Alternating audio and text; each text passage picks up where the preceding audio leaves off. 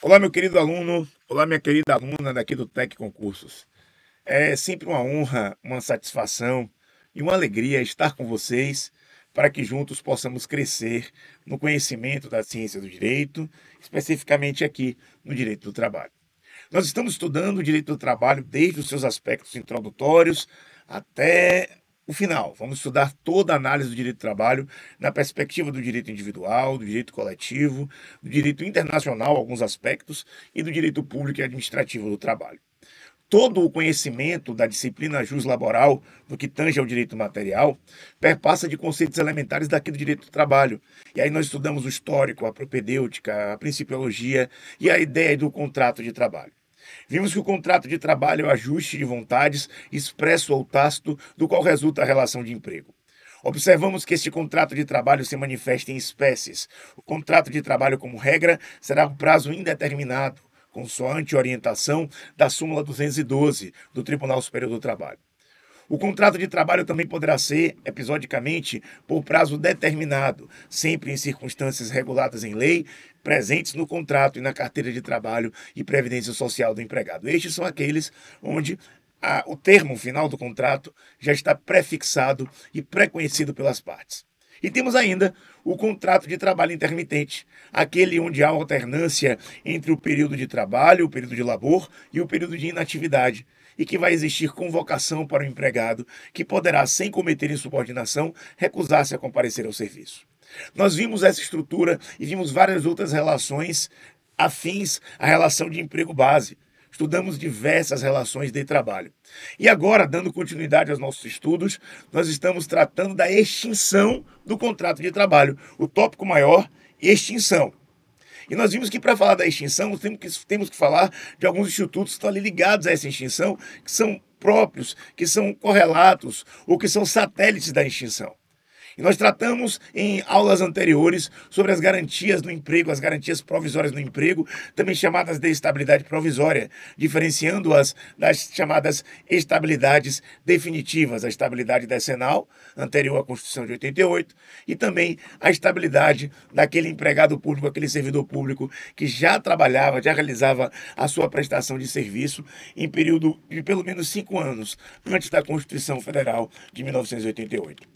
E assim nós estudamos com muito afinco o conceito das estabilidades. Agora, nós vamos dar continuidade aos nossos estudos para tratar do FGTS neste bloco, e em bloco posterior do aviso prévio, e em bloco posterior das espécies de rescisão do contrato de trabalho.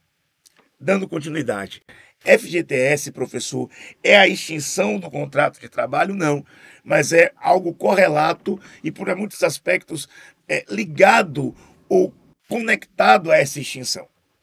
Por quê? Porque, como nós citamos aqui, existia uma estabilidade decenal. O empregado que trabalhava 10 anos para o mesmo empregador, tendo aquela mesma fonte pagadora, ele tinha direito a uma estabilidade, de tal sorte que ele não poderia ser despedido sem justa causa. Ele só poderia ser despedido se praticasse uma falta grave, em uma daquelas hipóteses previstas, elencadas no artigo 482 da CLT, que nós vamos estudar minuciosamente. Doutores e doutoras, essa estabilidade era muito positiva para o empregado e para a empregada.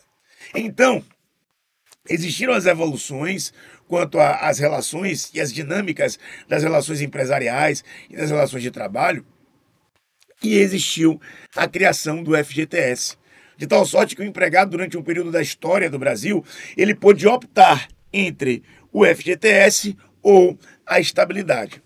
Enfim, com a Constituição Federal de 1988, em momento posterior à lei do FGTS, temos o fim da estabilidade decenal, salvo para aqueles que já possuem essa estabilidade em face da teoria do direito adquirido. A lei não prejudicará o direito adquirido, o ato jurídico perfeito e a coisa julgada. Então quem tem, tem. Mas agora ninguém mais tem a antiga estabilidade decenal. A todos será aplicável a disciplina jurídica do Fundo de Garantia de Tempo de Serviço, do FGTS. Isso é importante. Por exemplo, eu comentei aqui em algumas aulas de Dona Raimunda. Dona Raimunda trabalha numa panificadora, numa padaria, perto da casa de minha mãe, onde fui criado aqui num bairro, aqui no município do Salvador. E aquela senhora conhece minha mãe desde que eu estava na barriga de minha mamãe. Eu nasci e ela trabalhava naquela panificadora. E outro dia passei lá e ela continua lá. Eu levei meus filhos para levar. Esse aqui é meu filhinho Davi, tem 10 anos. Esse aqui é meu filhinho João, tem 7 anos. Ô, menino tão grande, tão bonitinho. Eu lhe vi assim, eu lhe vi menor. Essa senhorinha trabalha lá desde que era uma moça muito jovem.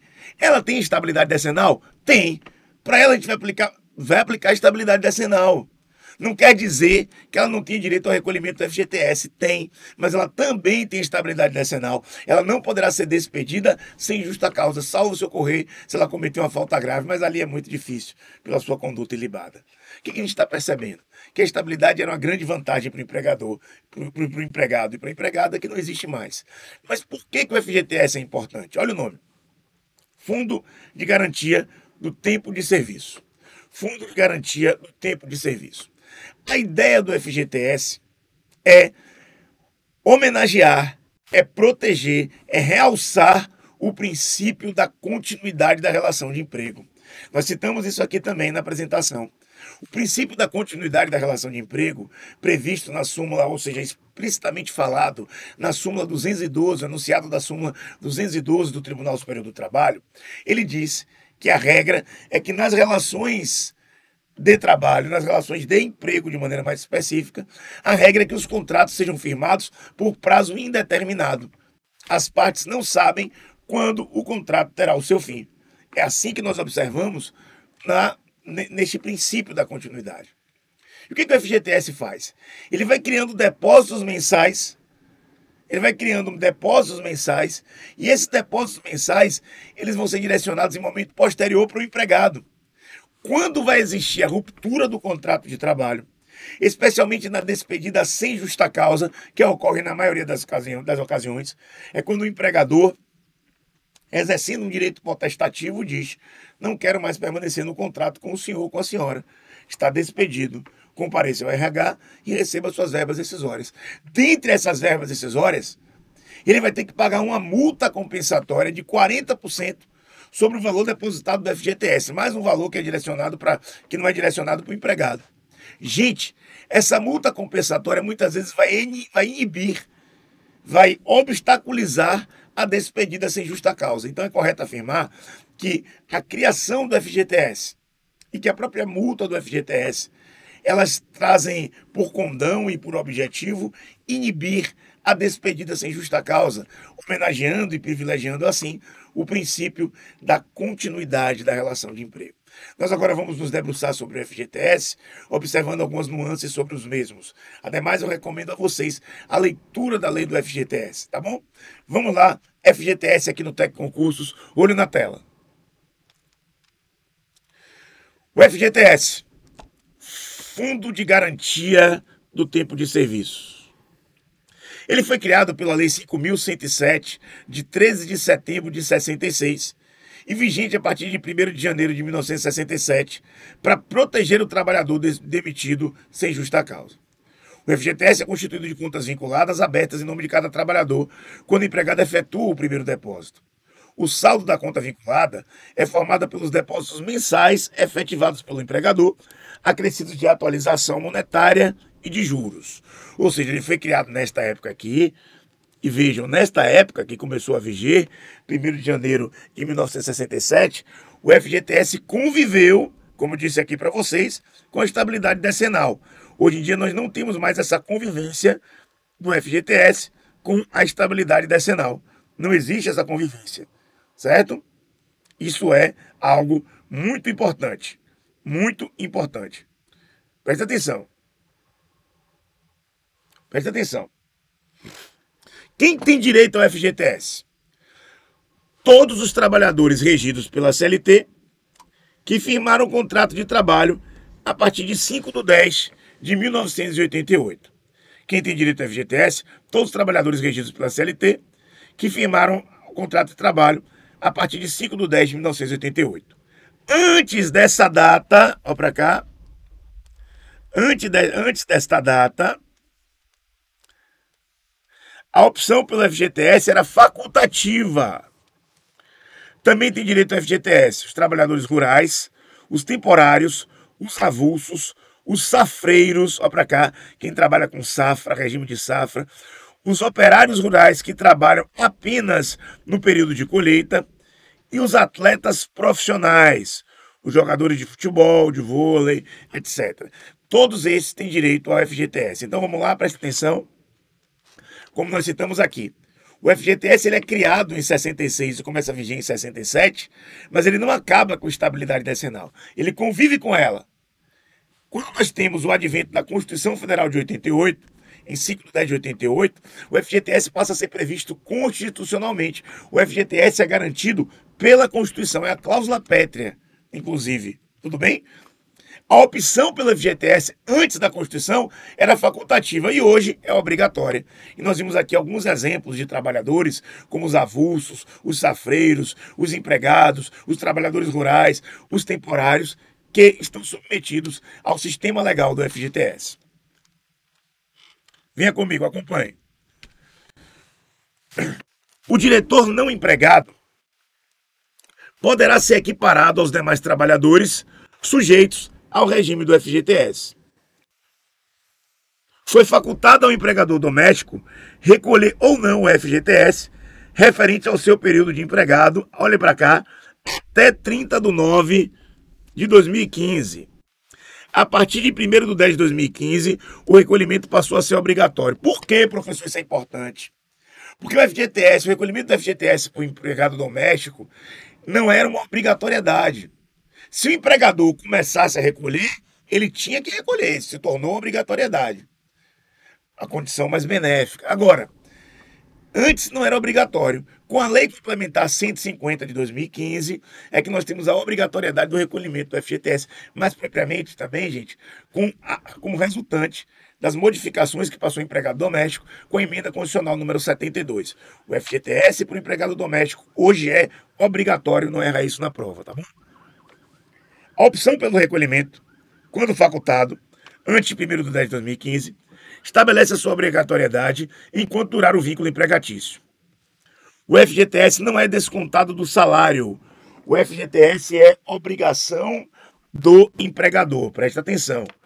O FGTS não é descontado do salário. O FGTS é obrigação do empregador. É uma obrigação do empregador.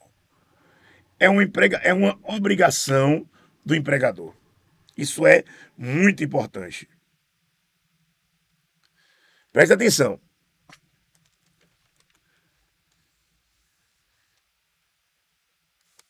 Quando eu falo que é uma obrigação do empregador, eu estou lhe dizendo, inclusive, que se o empregador não cumprir esta obrigação do recolhimento do FGTS, essa é uma das causas, você vai ver de novo, a gente vai repetir isso com calma, que legitima a rescisão indireta do contrato de trabalho. Anota aí.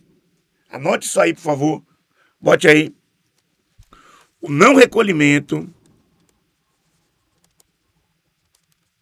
do FGTS legitima o empregado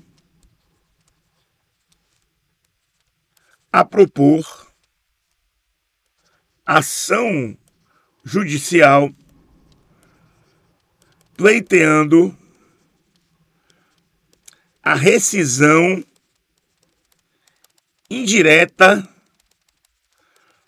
do contrato de trabalho. Anota isso. Cai em prova. Cai em prova e você usa na prática. Tá pagando o salário direitinho, olha para mim, tá pagando o salário direitinho, tá fazendo a contribuição previdenciária, mas os depósitos do FGTS, quando a gente pegou o extrato do FGTS, peça isso para o seu cliente, você advogado, advogada trabalhista, você concurseiro, fique de olho nisso, que pode vir para você na forma de uma questão, algo de ordem prática. Você pega o extrato do FGTS e repara que o mês de janeiro de 2024 ele não depositou, que o mês de junho de 2024 ele não depositou, que em janeiro agora de 2025 ele não depositou. Ele está descumprindo uma obrigação trabalhista. Legitima a rescisão indireta do contrato de trabalho. Aquele empregado não está satisfeito com o trabalho, ao invés de pedir demissão e perder direito, por exemplo, ao aviso prévio, à multa compensatória do FGTS, ao contrário, tem até que pagar aviso prévio. Quando ele apresenta uma demanda judicial pleiteando a rescisão indireta, demonstrando que o FGTS não foi devidamente depositado pelo empregador, ele tem direito à rescisão indireta. Por quê? Porque o FGTS é uma obrigação contratual trabalhista do empregador, o depósito do FGTS mês a mês. Essa é uma questão importante, porque traz diversas repercussões práticas, porque já foi objeto de prova de concurso e pode cair no seu, meu aluno, minha aluna do TEC. Se cair, você não vai ter a menor dificuldade em resolver tal questão. Tudo bem? Dando continuidade, olhe para cá. O FGTS não é descontado do salário, ele é obrigação do empregador. Também tem direito ao FGTS os trabalhadores rurais, os trabalhadores temporários, os trabalhadores avulsos, os safreiros, ou seja, os operários rurais que trabalham apenas no período de colheita. O trabalho de safra é um contrato de trabalho por prazo determinado, tá bom? Apenas no período da colheita, no período da safra, por assim dizer. Então, trabalhadores rurais, trabalhadores temporários, trabalhadores avulsos, estudamos com detalhamento a lei do avulso, os safreiros, os operadores rurais que trabalham apenas no período de colheita. Também, olha só, os atletas profissionais. O diretor não empregado pode ser equiparado aos demais trabalhadores sujeitos ao regime do FGTS. O empregado doméstico e o aprendiz. Todos estes são empregados, trabalhadores que têm direito ao FGTS. Todos esses são trabalhadores, que nem todos aqui são empregados, né? O avulso, por exemplo, não é empregado, que tem direito ao FGTS, ao depósito mensal do FGTS. O aprendiz, o empregado doméstico, o diretor não empregado, que pode ser equiparado aos demais trabalhadores sujeitos ao regime do FGTS. Os atletas profissionais, não só jogadores de futebol, por isso que eu botei ali, ó, jogadores de futebol, vôlei, basquete, enfim. Os safreiros, os trabalhadores avulsos, os trabalhadores temporários e os trabalhadores rurais. Quem que deposita o FGTS? Olha para cá, gente. Quem vai depositar o FGTS? Essa parece bastante simples. Vai ser o empregador, como regra, ou o tomador do serviço. Como assim tomador do serviço? Lembra do avulso? A gente viu que no avulso, o avulso está equiparado constitucionalmente ao empregado no que pertence aos direitos trabalhistas. Então, todos os direitos trabalhistas que tem o empregado, o avulso também tem. Só que o avulso ele não trabalha apenas para uma fonte pagadora. Nós vimos que o avulso ele vai ter a figura de um intermediário, ou o sindicato da categoria profissional, no caso do avulso não portuário, ou no caso do avulso portuário, o órgão gestor de mão de obra, que vai fazer o quê? Essa intermediação entre o avulso, o trabalhador, e múltiplos tomadores de serviço, múltiplas fontes pagadoras. O avulso não trabalha desembarcando a mercadoria de um barco só, de um navio só, mas de vários. Cada um destes vai fazer o depósito na conta vinculada proporcionalmente. Então, o depósito pode ser feito pelo empregador ou, de uma forma mais ampla, pelo tomador de serviço, que pode ser empregador ou não. Olha para cá. Quem é que deposita o FGTS? O empregador ou o tomador de serviços. Faz o depósito na conta vinculada ao FGTS do trabalhador. O depósito pode ser feito até o dia 7 de cada mês. O FGTS não é descontado do salário do trabalhador. Quem deve depositar é o empregador. Jamais há de se falar de desconto do FGTS, repito, de desconto do FGTS do salário do empregado. Isso não cabe. O depósito equivale a 8% do valor do salário pago ou devido ao trabalhador, cujo contrato é regido pela CLT. No caso dos menores aprendizes, o percentual é de 2%. Olha para cá, o menor aprendiz é um contrato de trabalho, um contrato de emprego especial, um contrato com prazo determinado de até 2 anos. Salvo, isso é interessante falar, salvo se aquela pessoa que está ali sendo contratada na condição de aprendiz, ela for uma pessoa portadora de deficiência, que aí esse contrato pode ser estendido para mais do que 2 anos. É um contrato de trabalho escrito por prazo determinado, há um recolhimento FGTS de 2%. A pessoa tem que estar ligada aos sistemas nacionais, aos sistemas de aprendizagem, Sistema S, né? Senai, Simatec, etc. Veja só, o aprendiz não vai ter o depósito de FGTS de 8%. Ele tem uma alíquota diferenciada, menor, uma alíquota de 2%. Isso é muito importante. É até para estimular os empregadores a contratar empregados aprendizes. Por que é importante isso? De um lado ele paga um pouquinho menos, de um outro ele tem ali um empregado, um trabalhador que está tendo sua primeira oportunidade com emprego, com o mercado, carteira assinada, o que vai facilitar em momentos posteriores uma experiência profissional para que aquela pessoa possa se firmar no mercado de trabalho. Então, a alíquota de FGTS do aprendiz não é de 8% ao mês, mas sim de 2%. 2%, 8% sobre o quê, professor? Sobre o valor do salário pago devido ao trabalhador. Veja, aqui eu quero fazer uma ponderação um pouquinho maior. A base de cálculo do FGTS, a gente geralmente fala assim de salário, mas não é salário apenas. Isso é importante colocar. A base de cálculo do FGTS, tecnicamente, é a remuneração. Nós ainda não chegamos nessa aula, por isso eu não quis discorrer tanto sobre isso, mas é importante fazer essa ressalva aqui. Remuneração, à luz do artigo 457 da CLT, você vai ler depois, ele é o somatório de salário, salário base, adicional, todo aspecto salarial, mais gorjeta.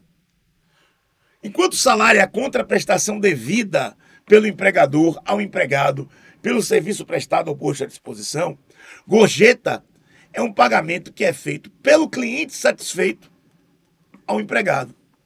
Ele não é devido pelo empregador, mas ele integra a base de cálculo do FGTS. Vamos dar um exemplo? Seu João é garçom de um grande restaurante aqui do estado da Bahia, aqui da cidade de Salvador. Garçom de uma excelente churrascaria. O salário dele, é de R$3.000. Só que ele atende jogadores de futebol, empresários, oferece o melhor vinho pro pessoal, já sabe qual é o uísque que o sujeito toma, para quem toma uísque, tô longe disso. Traz a carne no ponto, no jeito, faz uma piada, brinca, fala do Bahia, fala do Vitória, fala com o jogador, carismático, simpático, agradável, de tal forma que ele recebe gorjeta, o pessoal sempre paga uma gorjeta vultosa, uma gorjeta boa, pelo atendimento dele, elogio, chama o gerente, olha, seu garçom aqui, eu só quero ser atendido por ele. O cara atende bem, agradável, quero dar uma gorjeta. Essa gorjeta é devida pelo empregador? Não. Foi espontaneamente, voluntariamente cedida pelo cliente satisfeito. Só que ela integra a base de cálculo do FGTS, portanto afeta o empregador. O empregador vai fazer o controle daquela gorjeta. E aí digamos que ele ganhe 3.000 de salário e 5.000 de gorjeta. Quanto é a remuneração de seu João? 3.000? Não, 3.000 é o salário. A remuneração é de R$8.000. E a base de cálculo do FGTS, 8%, vai incidir sobre a remuneração, 8.000, e não sobre o salário, 3.000. Vamos anotar isso aqui? Bote aí. A base de cálculo... Isso é importante, viu? Isso é para quem está assistindo a aula. A base de cálculo do FGTS, tecnicamente, é a remuneração. Ó, salário mais gorjeta. Você vai ver na aula de salário também, de remuneração, de complexo remuneratório, que ainda existe pela doutrina uma outra chamada gueltas. Gueltas são estímulos que um fornecedor de um produto dá para que aquele produto seja vendido, que já seria vendido naturalmente. Você já chegou numa farmácia e alguém chega e fala, temos esse complexo vitamínico aqui, tome esse, tome... Não, mas eu quero centro. Esse aqui está no preço melhor, está muito bom. Ele tem que vender todos. O que ele vender tá ótimo, é o trabalho dele. Mas você já percebeu que às vezes quer empurrar aquele produto, ele muitas vezes está recebendo um valor para poder direcionar aquele produto. Se esse valor for comunicado ao empregador, e o empregador ciente aceita, esse valor também engloba a base da remuneração. E a alíquota de 8% para os trabalhadores comuns ou de 2% para o aprendiz vai incidir não sobre o salário, mas sobre a remuneração. Repito, a base de cálculo do FGTS é a remuneração e não apenas o salário. Essa base de cálculo, em regra, uma alíquota de 8%, de 2% para o aprendiz. Só que, repito, é sobre a remuneração e não apenas sobre o salário. Conhecimento importante que você deve gravar aí dentro do seu conteúdo. Olho na tela. Sobre o empregado doméstico. É considerado trabalhador doméstico aquele que presta serviço de forma contínua, subordinada, onerosa e pessoal, e de finalidade não lucrativa à pessoa ou à família, no âmbito residencial desta, por mais de 2 anos. Você ainda poderia acrescentar aqui, ó, deve ter mais de 18 anos de idade. De acordo com o parágrafo único do artigo 1º da Lei Complementar 150 de 2015. Empregado doméstico não pode ser menor. Deve ter mais de 18 anos de idade. E o restante nós já estudamos em aula específica. Eu recomendo que vocês assistam os nossos vídeos aqui do Tec Concursos. E eu já ministrei aula sobre o empregado doméstico. Vale a pena que você leia. Mas, ó, são exemplos de ocupações dos empregados domésticos. O mordomo, o motorista, a governanta, a babá, jardineiro, copeiro, arrumador, cuidador de idoso, cuidador em saúde, etc. A emenda constitucional número 72 de 2013 ampliou os direitos dos trabalhadores domésticos e tornou obrigatório o recolhimento do FGTS a partir do dia 1º de outubro de 2015. Então, ó, o FGTS é obrigatório ser recolhido para o empregado doméstico.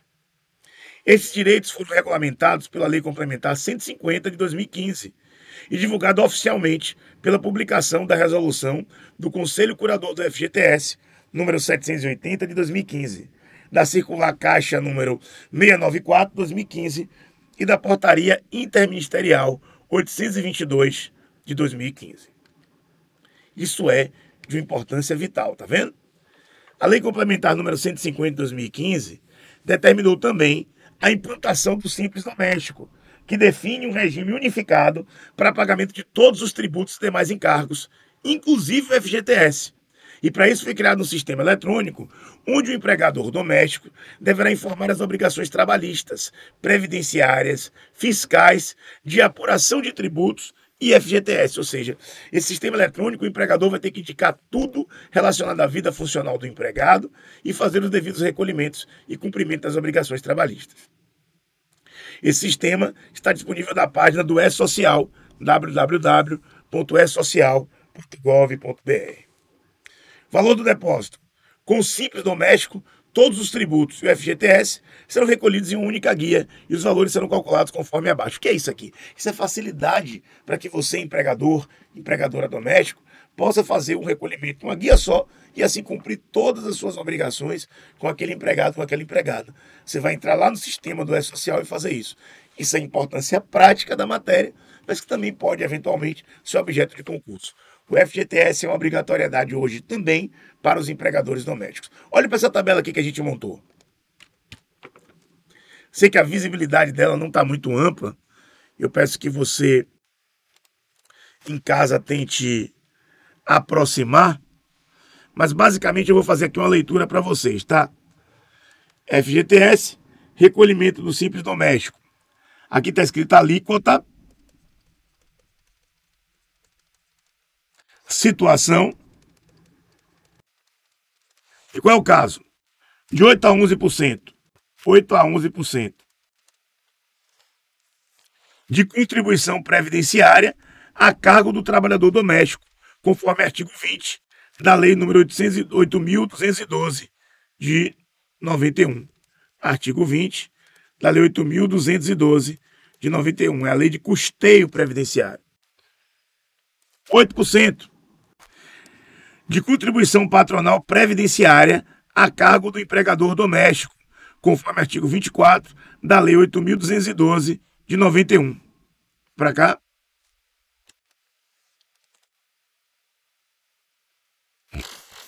Tem um recolhimento que é do trabalhador doméstico. O trabalhador doméstico recolhe 8 a 11%, ou seja, o empregador faz o desconto. E tem um recolhimento que é feito pelo patrão, pelo empregador. Um é feito pelo trabalhador e é o outro a cargo do empregador doméstico. De quanto? 8%. Olha para mim. Simples Doméstico, aquele pagamento único. 8 a 11% feito pelo trabalhador. recolhimento previdenciário que ele tem que fazer, a lei determina. O artigo 20 da Lei 8.212 de 1991, a Lei de Custeio Previdenciário. E 8%, à luz do artigo 24 da mesma lei, a Lei de Custeio, vai ser feito pelo empregador. Então, quem que recolhe, quem que faz o recolhimento de contribuição previdenciária? Tanto o empregado doméstico como o empregador doméstico. Tudo bem? Continuando. 8% de FGTS depositado em conta do trabalhador, a cargo de quem? Do empregador doméstico. 8%, quem é que vai recolher?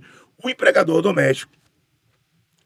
3,2% de indenização compensatória para o caso de demissão sem justa causa ou por culpa recíproca. O que é isso aqui? Sabe a multa do FGTS? Você vai recolhendo ali todo mês 3,2%. Se existir uma dispensa sem justa causa ou culpa recíproca, o valor da multa do empregado já está ali garantido pelos recolhimentos que foram anteriormente feitos. Que negócio interessante, né? Para garantir que o empregado doméstico venha receber a sua multa compensatória de 40% quanto do desfazimento do vínculo empregatício. E por fim, mas não menos importante, 0,8% do SAT, o seguro contra acidente de trabalho, a cargo do empregador doméstico. O empregador doméstico recolhe um seguro estabelecido no sistema do ordenamento pátrio de 0,8%, o seguro contra acidente de trabalho. Muita gente não sabe disso, mas é uma obrigação do empregador doméstico. Por fim, os depósitos do FGTS incidem sobre a remuneração paga ou devida no mês anterior a cada trabalhador, incluindo a remuneração de 13º salário correspondente à gratificação de Natal. Os valores referentes à indenização compensatória serão depositados em conta vinculada distinta e poderão ser movimentadas somente quando da rescisão contratual. E esse valor poderá ser sacado pelo trabalhador ou pelo empregador, dependendo do motivo da rescisão. Por quê? Dependendo do motivo da rescisão, gente. Porque algumas circunstâncias não legitimam o saque do FGTS. Por exemplo, na despedida por justa causa, não é de se falar de saque do FGTS. Na despedida por culpa recíproca, a multa não é de 40%, mas é de 20%. Na despedida acordada, você pode sacar FGTS, mas tem que ficar pelo menos 20% lá. Ou seja, são circunstâncias que podem fazer com que varie ou não o saque do FGTS. Você pede demissão ao empregado, você não tem direito a sacar o FGTS e não tem direito à multa compensatória. Então dependerá do caso concreto. Regra geral, quem vai receber e vai poder sacar todo o FGTS, inclusive recebendo a multa de 40%, é quem é despedido sem justa causa ou quem apresenta uma demanda e vê reconhecida a rescisão indireta do contrato de trabalho. Doutores e doutoras, essa é a nossa aula sobre o FGTS, objetiva, prática, e eu espero que seja útil para vocês, tanto para concursos públicos, que é o objetivo aqui do TEC, mas eventualmente até para a vida prática, porque é importante conhecermos esse nosso importante direito. Fica aqui esse bloco e eu espero que seja de bom proveito. Sigam o TEC Concursos, sigam os nossos conteúdos, acompanhem a nossa plataforma, adquiram o nosso produto e venham aprender conosco em busca da realização de seus sonhos. Estamos aqui para servi-los de coração e com todo zelo e esmero para lhes apresentar o nosso melhor. Um abraço e fiquem com Deus.